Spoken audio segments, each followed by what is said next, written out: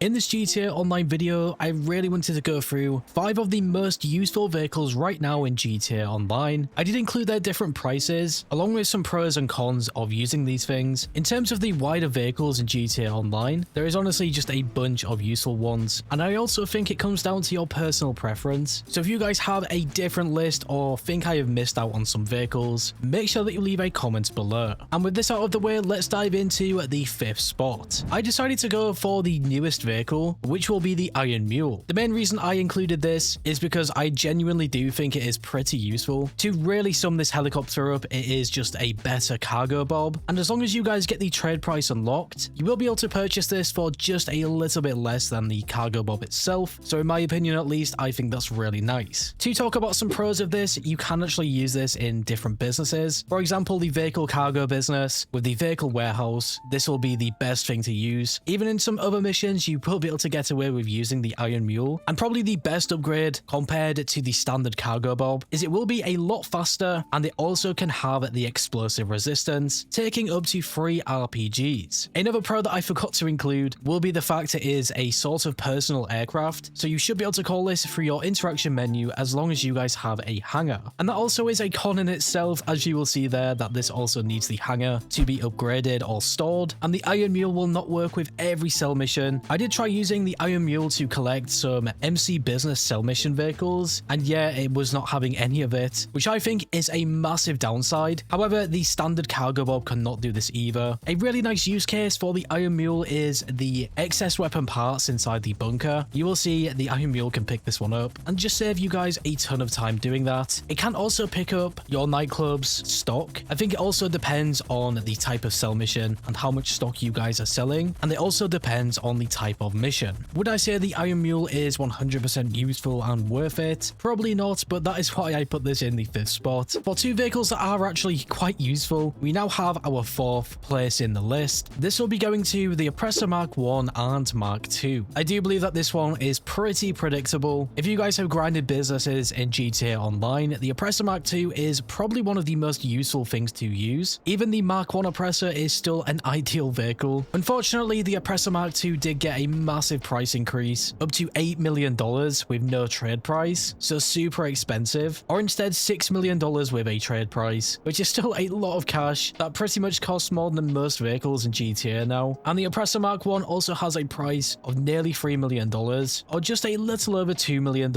with a trade price. So either way that you guys look at this, you are spending a lot of cash here. Now, to talk about the pros of both of these things, no matter if you guys have the Oppressor Mark 1 or Mark 2, you will be able to get around the map extremely fast. They can be both called from the interaction menu, can both have missiles and the countermeasures, and another pro that I did not include here was they can be extremely helpful when grinding your businesses. And of course, the cons are pretty straightforward. The Mark 2 is very expensive. You will also need a vehicle workshop to customize both of these vehicles. For example, the Avenger, the Terabyte for the Oppressor Mark 2. So already you are looking at insane prices. But if you guys play GTA Online frequently, I 100% think that this is a great investment. I also think that the Oppressor Mark 1 is much more fun. You can really mess around with it much more. And in some cases, it can also be just a little bit faster than the Oppressor Mark 2, depending on how you guys use it. Onto our 3rd spot, I actually went for a more controversial option. You guys might actually disagree with this one, but I went for the Toreador. I think the Toreador is a really useful car. Unfortunately, it will cost you $4.2 million,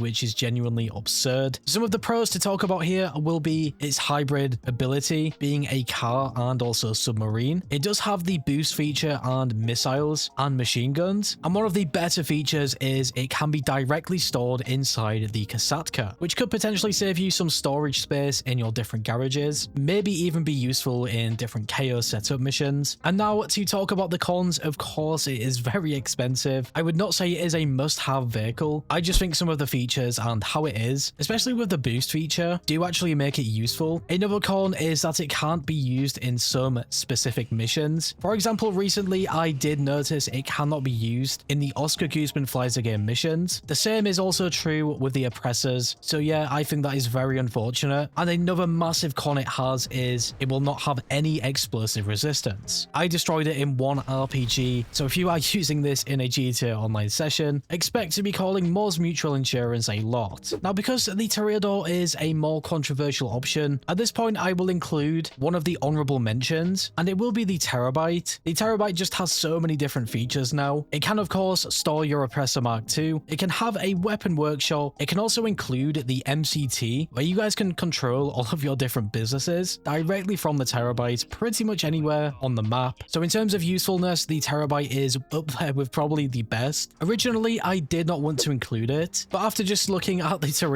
I think I just have to. For around the same price of the Toreador, you could just buy the Terabyte, even upgrade it a little bit, and you of course get some more useful features. You can also store the Terabyte inside the Darnell Bros Garment Factory if you own one, and then you will have access to the different upgrades like the MCT, Silent Running, and Missile Lock-on Jammer. For our second spot, I went for the Sparrow. The price of the Sparrow is just under $2 million, and at the current time in GTA Online, I genuinely do think this is the best helicopter, and it has been for quite some time. To get into the pros of the Sparrow, it is extremely fast. It has the spammable missiles. If you guys have used an aircraft without the spammable missiles, you will have a short cooldown. For example, the Buzzard attack helicopter does not have spammable missiles, and it is extremely annoying. The Sparrow can also have the countermeasures, and it can be called through the interaction menu if you have a Kasatka. And speaking about the Kasatka, that will also be a con because you will need the Kasatka to store this, which in turn makes it really expensive with the upgrades of the Sparrow and the Kasatka's price. But this could also be seen as a pro because if you have a Kasatka and Sparrow, setting up the KO Preco heist has never been easier. It will just make things much faster, saving you a lot of time. And now for our first spot, I decided to go for the Kasatka, and the main reason I think the Kasatka is the most useful vehicle is purely down to how many pros it does have. All of these pros listed here are pretty standard. You will have a fast travel sort of option to specific points around the whole entire map. You of course can make your money through the KO Preco heist, and I think that is the biggest pro with the Kasatka. You then have the Moonpool vehicles and a ton of upgrades for the Kasatka, like the controllable missiles, a weapon workshop. You can even set your spawn location inside the Kasatka. So in terms of usefulness, I don't really think you guys can get a more useful vehicle. I mean, the fact it is a vehicle with all of these things is still insane to me. But with this, it does come with some cons. It will be really expensive if you get everything, like the upgrades and the Moonpool vehicles. It will also be really slow if you are driving this. And the biggest con will be the KO Preco cooldowns, which will be roughly 2 hours long if you are playing them solo. And in my opinion, I think that is the biggest con. But even with this massive cooldown, you are still making a ton of cash from the KO Preco heist, so I still think it is a great investment. Just using the Kasatka alone, you will pretty easily be able to pay off everything that you have spent. It might take some time, but just having this will be able to make you millions of dollars, and with all of the additional upgrades, I think it is the most useful vehicle. So yeah, what do you guys think about this list? Just remember there is some more useful vehicles. For example, the Avenger, that can be really useful as well. Even the MOC does have some really nice use cases, but like I already mentioned, if I was going to swap one of these vehicles out for another one, it would definitely be the Toreador or the Terabyte. But anyways guys, let me know what you think about this top 5. Also tell me what you would change if you guys have any different useful vehicles. I also believe that the Raju Jet would be quite useful. That is another one that I would have included. If I did a top 10 useful vehicles, I would definitely have this one in there. But anyways guys, if you went on to enjoy this video or found it useful, leave a like. I always appreciate your support. And if you are new to the channel and like what you see, subscribe and hit that bell icon to never miss a video. Finally guys, stay safe, thanks for watching, and I'll catch you in the next one.